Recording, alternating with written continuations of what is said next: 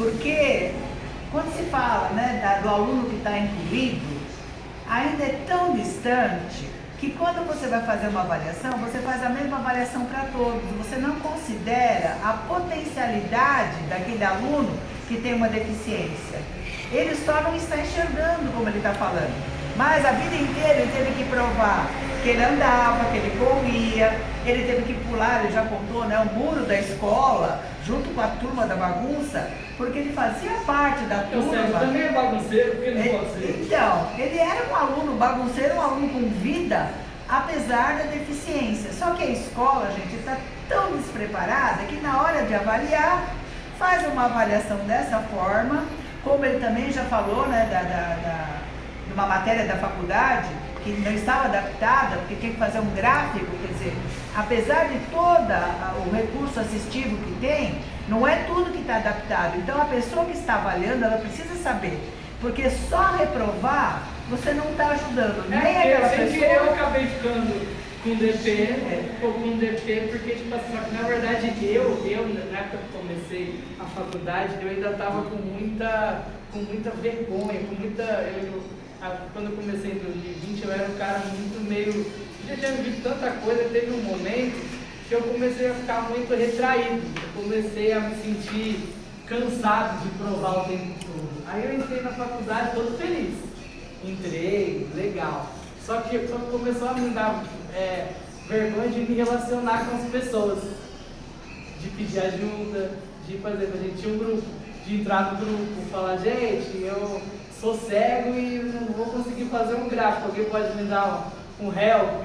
Tipo, nos anos depois eu fiz isso, mas especificamente em 2020 eu não fiz. Então o que aconteceu? Eu vi que tinha que fazer aquele gráfico e deixei lá, simplesmente a faculdade mandava e-mail, falava, faz um mês que você não entra no Que Mágico, e eu ignorava aquele e-mail. Aí depois eu acordei pra vida, depois eu falei, eu preciso mudar. Aí apareceu lá que eu tinha uma DP pra fazer, eu falei, nossa, puta, agora eu vou ter que pagar um negócio que porra, mano, e eu não fui atrás. Então também eu tenho culpa na história que eu não fui atrás, eles não sabem que eu era cego. Aí eu comecei a acordar pra vida e comecei, porque também era meu ano de pandemia, né? E aí eu comecei eu sozinho comecei a voltar a mim, sabe? Comecei a falar, eu sou maior do que tudo isso. Eu preciso me refazer, eu tenho talento, eu canto, graças a Deus, eu falo bem, eu gosto. Então eu comecei a me reinventar, tanto que hoje, além de tudo que eu faço, eu ainda criei um podcast chamado Podcast Cegaiada. Quando vocês quiserem procurar no YouTube para assistir, chama Podcast Cegaiada, onde eu participo com mais 2 amigos cegos, uma amiga e um amigo cego, e a gente leva convidados com deficiência ou algum convidado que tem alguma superação para contar pra gente, né? Um bate-papo de mais ou menos 40 minutos, às vezes passa um pouquinho, mas basicamente é isso. Eu falei, por que eu não posso ser útil na internet, né? Por que eu não posso pensar em fazer alguma coisa? Deu super certo. Até uma rádio web pegou a gente, perguntou se não queria retransmitir o programa, porque eles gostaram, que é muito dinâmico e é diferente, porque o nosso... Bom, inclusive se vocês quiserem material, é isso. Então, e o nosso podcast, ele tem um diferencial, porque ele é dentro do YouTube e ele é só áudio. Ele não tem vídeo. Fala da tua experiência sendo garçom. Porque músico hoje você quebrou o violão para não me tocar, né? Então, sobre a minha experiência como garçom, inclusive, nessa época que eu estava meio abalado, foi uma coisa que me fez muito bem também. Uma amiga me mandou uma mensagem perguntando assim, Bruno, apareceu um trabalho aí que eles estão querendo fazer uns testes, um projeto que chama Jantar Cego. É um jantar completamente no escuro para quem enxerga compreender como que é a vida de um cego por 2 horas. Né? Um jantar dentro de uma sala toda escura e os garçons eles servem e cantam ao vivo durante o jantar. Então a pessoa, você não vê a pessoa que está te servindo, porque é tudo escuro, você pode abrir e fechar o olho que você não vai ver nada. Aí eu falei, mas como assim segue o garçom? Nunca vi isso. Aí ela falou, meu, é uma experiência que eles querem fazer, você topa participar? E eu indiquei você, porque você é um cara meio... Você vê, eu mesmo, do jeito que eu tava, ninguém percebia. O povo, não, você é um cara meio maluco, dorme em rodoviária, vai em Rock in Rio, pega fusão, vai pra qualquer lugar aí do mundo, vai sem medo. É sua cara esse emprego aí, canta ainda, que é o que eles querem. Aí eu falei, meu, e é um dinheirinho extra. Aí eu falei, cara, eu vou tentar esse negócio aí. Aí fui lá, com medo. Aí eu achei que era o tipo 7 cabeças. Cheguei lá, era tranquilo, né? Pra mim era muito fácil. Aí quando começou o jantar mesmo, eu fiquei um pouco nervoso também. Eu lembro que eu dei até uma pratada na cabeça de uma pessoa lá. Só que aí eu comecei a fazer, meu, quando eu errar alguma coisa, eu levo pro lado do humor. Porque logo quando eu dei a pratada na cabeça da moça, eu falei, moça, desculpa que eu tô meio cego hoje. Ela ficou tão impressionada que eu ganhei até caixinha. O povo que trabalha comigo lá fica doido, porque geralmente quando eu atendo as pessoas, eles gostam e querem dar caixinha. Vou falar que eu não quero? Pô, né? E eles nunca ganharam na vida. E às vezes eu ganho 50, 40. Ontem mesmo que a gente trabalhou, eu ganhei R$40. E conta como é que você faz a marcação nesse restaurante? Então, lá... De quem é vegetariano, de quem não toma vinho. E lá, o projeto é muito legal porque funciona assim. Atrás da cadeira, as marcações que eles fazem é atrás da cadeira. Por exemplo, a cadeira que a gente está sentado aqui. Eles colocam, por exemplo, para quem toma suco, eles colocam uma tampa de garrafa, para a gente identificar que aquela pessoa vai tomar suco. Então a gente sabe que aquela cadeira é suco. Ou quando é vegetariano, eles colocaram um EVA, um pedacinho de EVA diferenciado, mais áspero, e tem um que é menos áspero, porque o mais áspero é vegetariano, e o que não tem áspero é com alguma alergia, alguma coisa, camarão. Então eles criaram essa técnica para a gente poder saber aonde cada pessoa, e quando é vinho, não tem marcação nenhuma.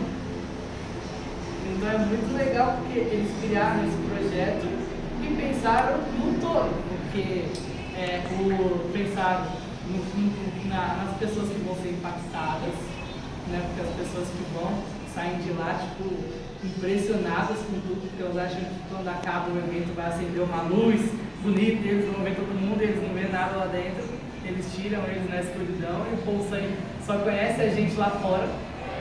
Por exemplo, é muito interessante, porque por exemplo, você vai num jantar desse, você fala com a pessoa o tempo todo, só que você não vê a pessoa, você não conhece ela. Então você tem que imaginar como aquela pessoa é. É muito interessante isso, porque eles fazem a pessoa realmente viver o cego. Porque, por exemplo, eu posso falar com todo mundo, mas eu não estou vendo. Eu consigo saber cada um pela voz, somente a voz. E lá é a mesma coisa. No jantar, o que eu aprendi com ele é que, por exemplo, na vida real, por exemplo, aqui eu não conheço muito bem. Então, para eu ir para algum lugar, alguém precisa me ajudar, certo? Lá no jantar, o que acontece? As pessoas que enxergam que depende do cego para tudo. Eu quero ir no banheiro. Então, eu vou falar, Bruno, eu preciso ir no banheiro. Eu que tenho que dar um jeito para elas irem no banheiro. Então é engraçado porque aí a gente que está do outro lado, né? Vocês estão de lado, a gente está do lado de vocês nessa hora. Dá um tempo aí. O que o Bruno está falando, eu queria que vocês percebessem isso, né? Eu percebi quando eu voltei para o presencial, tem aquela expectativa gostosa, né? Eu já só te via da tela, a gente cria uma expectativa através da tela, são outros canais de percepção. O que ele está falando, quando você coloca as pessoas que enxergam normalmente, nessa experiência, você dá margem para que ela comece a conhecer as outras pessoas através da audição, através do cheiro, através do tato. Então é um desenvolvimento humano que realmente inclui. E deve ser muito mágico, né? Depois quando eles estão lá fora, que daí que eles vão realmente te conhecer, Sim, né? porque acontece assim, quando acaba o evento, a produção, eles têm algumas pessoas que ficam com aquela lanterna infravermelho, então elas vêm, formam uma fila, vai um atrás do outro e essas pessoas da produção retiram as pessoas para fora daquela sala. Aí lá fora a gente espera todo mundo sair e aí sempre tem alguém que vai apresentando cada garçom vai saindo lá de dentro e eles vão apresentando. Tipo, as pessoas ficam impressionadas. Nossa, eu achei que você era magrinho, eu achei que você era isso. Tipo, é muito louco, as pessoas se impressionam muito. Porque quando elas estavam lá dentro, elas imaginaram uma coisa. Tipo, você é grande, é pequeno. Porque São elas não outros só... canais de percepção. É muito legal. Deixa eu dar uma cortadinha aqui por causa do nosso tempo. O pessoal que já me conhece, né? Como é que eu funciono? Eu sou na base da intuição. As coisas vão surgindo na minha vida e acontece isso que está acontecendo hoje, né? E aí, outro dia eu estava com uma insônia, não tenho, mas aliás, não é insônia. A minha maneira de dormir também deixa todo mundo maluco. Porque se eu achar que eu tenho que dormir às 2 da tarde, eu tenho o maior sono. Depois de madrugada eu vou lavar quintal, vou escrever, né? E sou feliz desse jeito. E de repente eu pego meu celular e vejo um texto. É da aula de inclusão hoje, um texto que eu falei, meu Deus! Aí eu ligo pro dono do texto, né? E tá aí o texto e o dono. Então agora, como você tá filmando, como é que você chama? Não, eu vou pedir pro Bruno filmar pra mim. Toma, Bruno. Vamos ver. Assim. Certo? Vai, o Bruno vai filmar. Aqui a câmera. Deixa eu só ver aqui se você tá apertado. A câmera é aqui, é isso? Pega teu texto. Isso, a câmera tá aí. Eu tô virado pra você, certo? Não sei se acha que você tá Pera aí, virado pra mim. deixa eu ficar em pé que acho que é melhor Olha pra eu que te ver. experiência nossa. Vamos lá. Bacana, Fala alguma certo. coisa. Bruno. Entendeu? Ele Entendi. consegue fazer qualquer coisa que vocês também conseguem. Aí, eu Não é, acho Bruno? que... Isso mesmo. Tá certinho. Ó. Desde que Pra você segurar esteja lá. falando. Tá? Então, como eu falei na inclusão, na inserção do Bruno, porque eu não tenho o tipo de aparelho que dê para ele ver a imagem que eu fiz, ele vai gravar para mim. Vou te usar muito, né, nessa palestra aqui, Bruno. Vamos lá. Olha aqui, isso aí. Então, Bruno, eu vou ficar aqui na frente e para eu ler aqui, eu vou descrever para você a imagem, tá, Bruno? Legal. Tá? Eu vou ler o texto e no meio do caminho aqui eu descrevo a imagem. Certo. Que estas... Vou interromper, como se deve fazer. Presta atenção, turma, que depois as coisas vão se amarrar. Presta atenção na grandiosidade desse texto e dessa imagem que ele fez. Pronto, continua. Que esta imagem faça entender. Criei com inteligência artificial, através da minha descrição, como é alguém que possui TDAH. O que acontece? Existem programas agora que você escreve no programa e ele cria a imagem daquilo que você está falando. Então, Bruno, quando eu fiz a descrição, apareceu aqui um homem sentado de forma pensativa, bem dolorosa, e tem um monte de pensamento com um livro, com um furacão no meio. Caramba. Um negócio gigantesco, né? Pelo menos é assim que eu sinto, tá? Que todos possam auxiliar quem passa por esta causa. Doença crônica que inclui dificuldade de atenção, hiperatividade e impulsividade. Em geral, o TDAH começa na infância e pode persistir na vida adulta. Pode contribuir para baixa autoestima, relacionamentos problemáticos e dificuldade na escola ou no trabalho. Esse pedaço do texto não é meu, eu peguei no Google, tá? Os tratamentos incluem medicamentos e psicoterapia. Agora é meu. Existe um mundo além de cada ser. Este mundo é ampliado para o TDAH, que tem múltiplos pensamentos ao mesmo tempo, tornando muitas vezes impossível a concentração em apenas uma tarefa. O processamento de pensamentos é violentamente rápido, o que faz muitas vezes quem possui esse sintoma entrar em colapso quando pressionado pelo mundo exterior. Cuidem de suas crianças. Hoje, há muitos caminhos para o que alguns chamariam de cura. Eu entendo que existem outros problemas que dificultem a vida de quem possui TDAH. Concentre-se nas infinitas possibilidades e capacidades desses processadores extremamente rápidos, como arte, esporte e etc. Tá? Aqui eu tenho o Bruno como exemplo.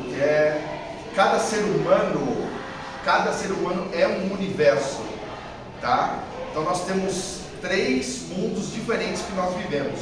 O Bruno está adaptado a 2 mundos diferentes, né? Além de ele estar aqui no plano físico, o mental dele, a capacidade cerebral dele é completamente diferente da nossa, porque ele não entende o visual que a gente tem. Só que ele tem as imaginações dele, ele tem toda uma forma decodificada de entender o que acontece aqui, do jeito que nós enxergamos, né? Só que eu particularmente acredito em 3 universos paralelos que cada ser humano vive, né? Se vocês fecharem os olhos agora, se vocês puderem fazer a gentileza, né? Vocês estão me ouvindo, mas eu tenho absoluta certeza que passa-se vários pensamentos ou imagens, né, na cabeça de vocês, e também acredito num auxílio espiritual independente de religiosidade, tá? Então o que acontece? Quando vocês sonham, por exemplo, vocês visualizam todo um plano diferente do que está aqui, né? A mente de vocês visualiza uma coisa completamente diferente do que está aqui. E aí quando vocês abrem os olhos, podem abrir os olhos, né? Vocês enxergam esta realidade.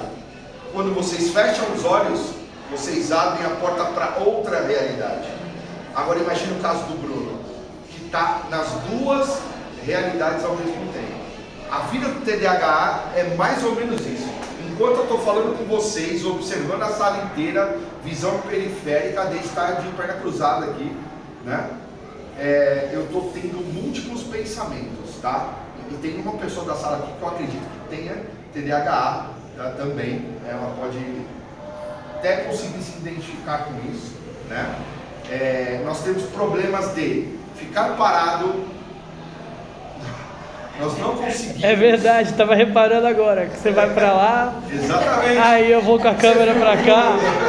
Você viu, né, Bruno? Opa! Tanto que eu tô filmando quando você vem para cá. Quando você vem para cá, eu vou para cá. Exatamente. Mas olha que legal. Eu utilizei essa fórmula junto com o Bruno porque ele tem essa percepção. E aí digam para mim que ele não está vendo. Como não? Como não?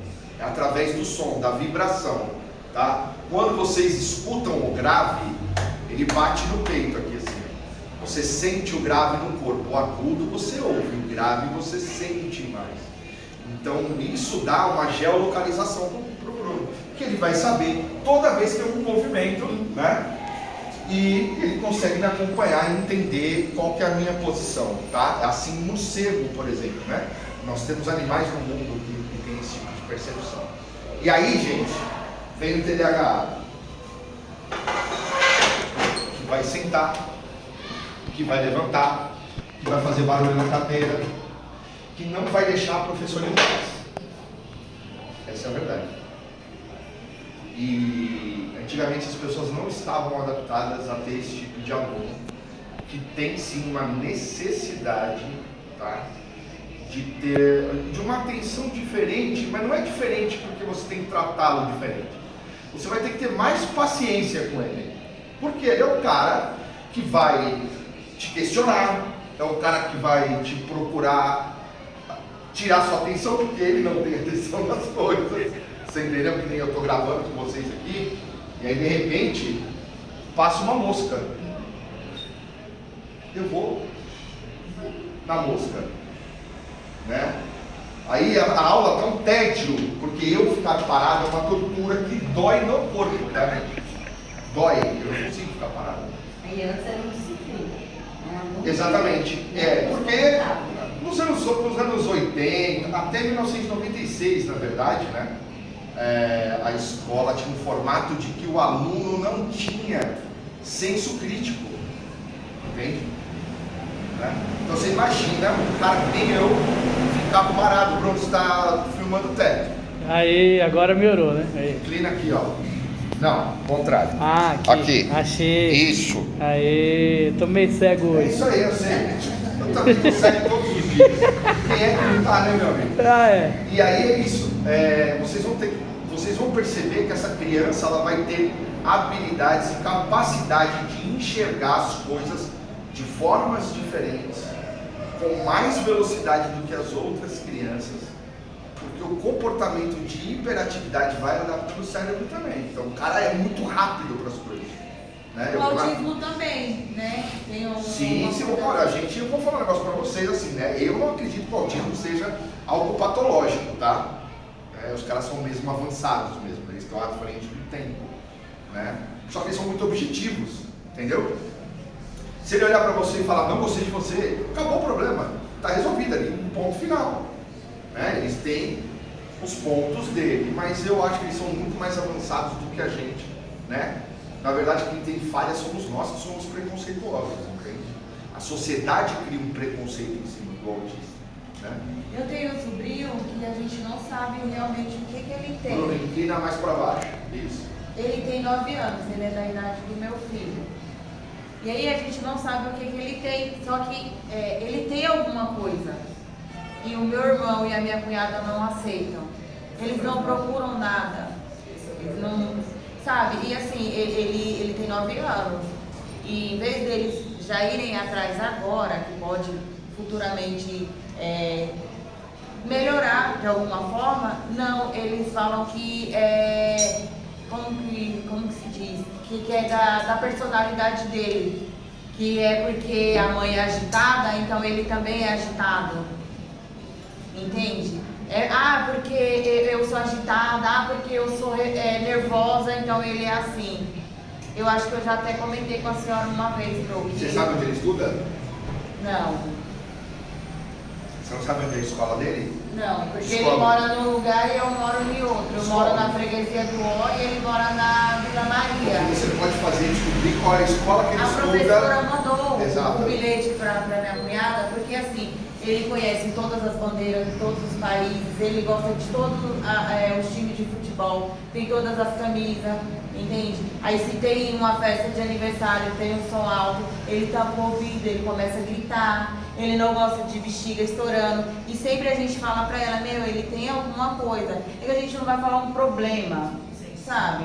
Mas ele tem alguma coisa, vocês estão perdendo tempo, que nem o meu menino tem 9 anos, é da idade dele, ele fala muito palavrão. O menino, ele fala muito palavrão, ele Válvula de escape, né? se qualquer coisa assim, qualquer briga, ele já quer matar, tudo Fica dele é pra falar baixo. de matar, sabe, tudo ele quer matar. Uma vez ele brigou com um menino na rua e ele pegou um pedaço de pau. Aí a minha cunhada foi, a gente, tá vendo? Ele tem algo. Não, é porque ele é nervoso. Então você vai falar Eu o posso quê? falar uma coisa, de verdade? Acione o conselho tutelar. É uma das possibilidades, tá? É seu parente? Dane-se. Tem que pensar na criança. Porque o que ele está falando de uma O meu forma filho tem medo radical, de brincar com ele. é porque uma das piores coisas que eu, enquanto diretora de escola, né, é quando a família nega. Sim, não aceita, né? Porque Sobe direito. qualquer Sobe só o braço. problema que apareça Mas só o direito. com o Não, estudante, só o direito. se ele for atendido precocemente, você Esta tem é a mais posição. chance de desenvolver a potencialidade que aquele ser humano tem, apesar desse distúrbio. você vai achar caminhos. Agora, se a própria família nega porque começa a culpar, não, ele é assim porque a mãe é assim, ou porque não é tua culpa, é teu filho, e essa coisa toda. Mas tem uma idade? Que Não pode? tem idade, você tem que ter um desconfiômetro. Porque, por exemplo, eu trabalho em SEI e a gente, no convívio, a gente já vai notando as diferenças. E tem 2 casos lá, só que os pais e a orientação que é, a gente não pode ainda humanizar, procura, né? Para direcionar um caminho, vai procurar um profissional, vai direcionar para diagnosticar e não pode falar nada. Eu acho isso errado, sabia? Quanto antes começa, São posicionamentos, né? Agora eu só queria falar uma coisa, porque eu já estou vendo que a Filó e a Sofia já estão se metendo na aula, eu não foram chamados ainda. Então e outro, o relógio está passando, né? 11h30, eu realmente preciso sair daqui. E vocês estão vendo que o assunto, gente, não tem fim. O livro, eu vou usar e abusar, se ele quiser aparecer em outras situações, porque essa troca do palpável, né? Do real. Você está falando, você acabou de me perguntar, com que idade a gente começa a poder ajudar? Era uma resposta que ele vai dar daqui a pouco através da Filó e da Sofia. Só que não vai esgotar, já vou falar para vocês, gente. Nosso curso, ele não se esgota em 4 encontros, de jeito nenhum, e muito menos na nossa reunião de hoje. Só que nós temos o horário e as coisas para cumprir. Então, a minha sugestão seria a seguinte. Primeiro, agradecendo a Carol, que veio filmar aqui pra gente, tá?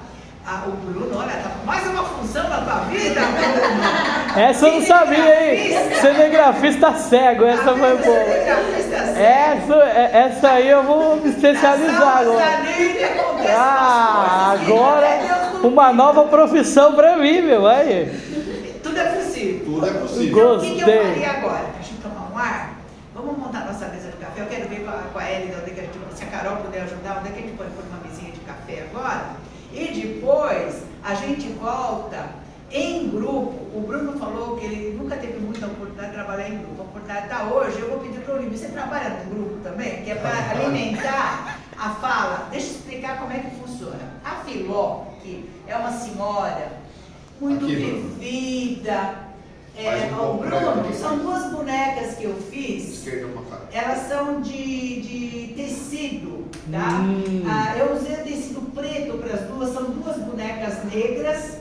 A Filó, eu fiz o cabelo dela, tudo com arame, a espiral do caderno. Então ela tem o cabelo todo encaracoladinho, cheio de lacinhos, né? Ela tá tricotando Legal. um cachecol. E a Sofia tá lá toda esperitada, com as tranças toda colorida, ela é toda modernosa e a Filó não fala nada, ela só escuta. Em compensação, a Sofia é uma tagarela. E a Sofia está segurando o novelo de lã que a Filó calmamente vai tecendo tudo que cai na cabecinha dela. Esse fio vem para um varal aqui, que a dona Neide alimenta a aula através de tudo que sai. Então é uma dinâmica, tá? Que eu utilizo através da arte de educação e terapia, para que essas coisas que fazem parte da vida de todo ser humano, com tanta diversidade humana, e que escapa no meio dos dedos, e a hora que chega na casa de alguém ou na escola, o professor não sabe o que fazer. Então, através de uma aula dessa, eu tenho certeza que, como depois o Olívio tem muito para falar ainda, talvez na outra aula, acho que eu já estou convidando, convocando para que ele venha. Porque quando ele fala desses aspectos do mundo visual, do nosso mundo mental, que você fecha os olhos e você enxerga muita coisa, e você tampa o ouvido e você escuta muita coisa, tudo isso tem que ser trabalhado, tá? Então, a programação agora. Vamos dar um tempinho para o nosso café, respirar, depois a gente volta com a dinâmica da Filó e da Sofia. Tudo bem? Como é que foi essa experiência da filmagem aí, Bruno? Olha, maravilhoso, só quero ver como ficou depois, mas olha, se ficou bom, acho que eu vou me especializar, hein? Ainda vou dar. Eu vou te contratar como editor. Ainda vou dar workshop ainda, hein? Mas é muito legal isso, né? Geolocalização. Depois pesquisem sobre morcego. Vocês vão entender exatamente como é o campo visual dele, tá? Como é que ele se localiza, como é que ele vai interagir. Morcego. Eu vou lá ver a questão do café, você segue aqui um pouquinho para mim, Tá, ver sim. a questão, que eu Sim. já Vamos deixar o Bruno descansar um pouco aqui, acho que. já Né? vou voltar.